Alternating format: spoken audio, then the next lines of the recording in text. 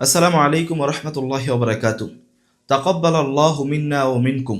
আল্লাহ তাআলা আমাদের সবার ঈদকে কবুল করুক, আমাদেরকেও কবুল করুক এবং সবাই যার যার বাড়িতে গিয়ে মা বাবা আত্মীয় স্বজন পরিবার পরিজনদেরকে নিয়ে ঈদের আনন্দ ভাগাভাগি করার তৌফিক দান করুক। পাশাপাশি ঈদগাহে গিয়ে ঈদের নামাজ পড়ার তৌফিক দান করুক, অথবা আমরা যে মহল্লায় থাকি সেই মহল্লার মসজিদে গিয়ে ইমামের পিছনে ঈদের সালাত আদায় করার তৌফিক দান করুক। তো আমরা ঈদের নামাজ পড়ব, সবাই মিলেমিশে কাঁধে কাঁধ মিলে ঈদের সালাত আদায় করব। সেটা কিভাবে করব, সেটার পদ্ধতিটা কি কি হবে?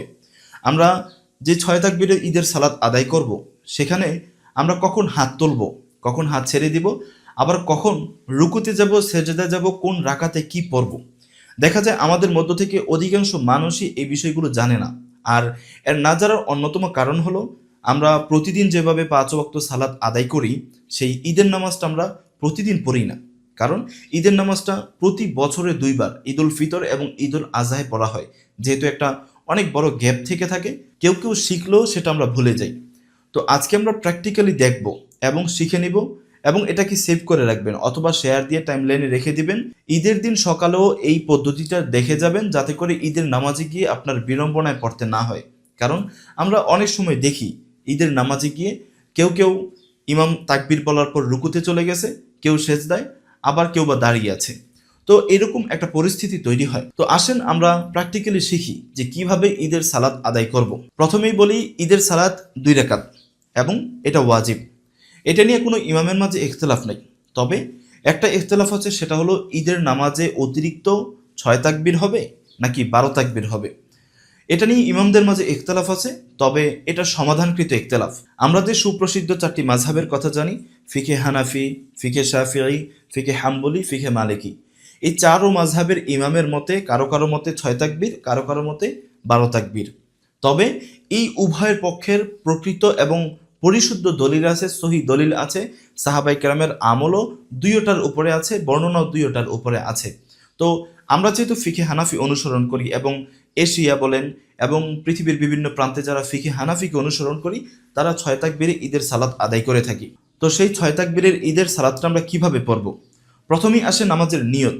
একদম সাদামাঠাভাবে আমি এই ইমামের পিছনে আল্লাহর জন্য ওয়াজিব ঈদের সালাত আদায় করছি, আল্লাহু আকবার। ইমাম যখন আল্লাহু আকবার বলে, আপনিও আল্লাহু আকবার বলে হাত বেঁধে ফেলবেন। অতঃপর সানা পড়বেন, সুবহানাকাল্লাহুম্মা ওয়া বিহামদিকা। এই সানাটা আমরা পড়ব। পড়ার পর যেই 6টা অতিরিক্ত তাকবীর আছে, সেই 6টা অতিরিক্ত তাকবীরের 3টা তাকবীর প্রথম রাকাতে হবে, 3টা তাকবীর দ্বিতীয় রাকাতে হবে। সেই 3টা তাকবীর, প্রথম যে 3টা তাকবীর আছে, সেই 3টা তাকবীর আমরা সানা পড়ার পরে ইমাম সাহেব অতিরিক্ত তাকবীর দিবে। যখনই ইমাম সানা পড়ার পরে আল্লাহু আকবার বলবেন, তখন আপনিও আল্লাহু আকবার বলবেন, বলে হাত কানের লতি পর্যন্ত উঠিয়ে হাত ছেড়ে দিবেন। মনে রাখবেন, আল্লাহু আকবার বলে হাত বেঁধে রাখবেন না। অনেকে হাত বেঁধে রাখে, হাত বেঁধে রাখবেন না, হাত ছেড়ে দিবেন।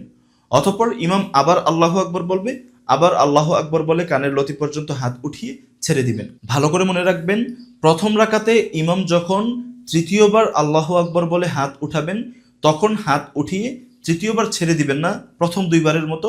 তৃতীয়বার কি করবেন? হাত বেঁধে ফেলবেন। কারণ আপনি এখন সূরা ফাতিহা পড়বেন, সূরা ফাতিহার সাথে অন্য সূরা মিলাবেন, অতঃপর রুকু সেজদা করবেন। এজন্য তৃতীয়বার আল্লাহু আকবার বলে হাত বেঁধে ফেলবেন। অতঃপর ইমাম সূরা ফাতিহা পড়বে, অন্য সূরা মিলাবে, রুকু সেজদা করবে। যথানিয়মে রুকু সেজদা শেষ হওয়ার পর এবার আসেন দ্বিতীয় রাকাতে। দ্বিতীয় রাকাত প্রথম রাকাত থেকে ভিন্ন। দ্বিতীয় রাকাতে আমরা কি করব? দ্বিতীয় রাকাতে আমরা প্রথম রাকাতের মতো যেভাবে আল্লাহু আকবার বলে হাত বেঁধে আমরা কি করেছিলাম, সানা পড়েছিলাম, এভাবে সানা পড়ব না। দ্বিতীয় রাকাতে আমরা আল্লাহু আকবার বলে হাত বেঁধে রাখব। ইমাম সূরা ফাতিহা পড়বেন, অন্য সূরা মিলাবেন। অতঃপর আমরা যেমন প্রথম রাকাতে 3 তাকবীর দিয়েছিলাম অতিরিক্ত, এরকম ইমাম 3টা তাকবীর দিবে। তখন আমরা আল্লাহু আকবার বলে হাত ছেড়ে দিব। মনে রাখবেন, এইবার 3বারই যখন ইমাম আল্লাহু আকবার বলে, 3বারই আল্লাহু আকবার বলে হাত ছেড়ে দিব। অতঃপর ইমাম চতুর্থবার আল্লাহু আকবার বলার পরে আমরা রুকুতে চলে যাব, ইমামও রুকুতে চলে যাবে। অতঃপর যথা নিয়মে আমরা সালাত শেষ করব। আমাদের ঈদের নামাজ পরিপূর্ণ আদায় হয়ে গেল। একদম সহজ পদ্ধতি, কোনো ভেজাল নাই। ভালোভাবে এটাকে শিখেন, দেখেন 2-1বার ভিডিওটা, শিখেন, টাইমলাইনে শেয়ার করে রেখে দেন। ঈদের দিন সকালেও একবার দেখে যাবেন, যাতে করে ওয়াজিব আদায়ের যেন আপনার ত্রুটি না হয়। কারণ ঈদের নামাজ ওয়াজিব, এটার জ্ঞান অর্জন করা, এটা শিখাও আপনার জন্য ওয়াজিব এবং এটা পালন করা আপনার জন্য ওয়াজিব। তাই এটা নিয়ে অবহেলা করবেন না। সবাইকে ধন্যবাদ। মায়াস সালাম। আল্লাহ তাআলা আপনাদের ঈদকে আনন্দ এবং খুশিতে ভরপুর রাখুক। আমিন।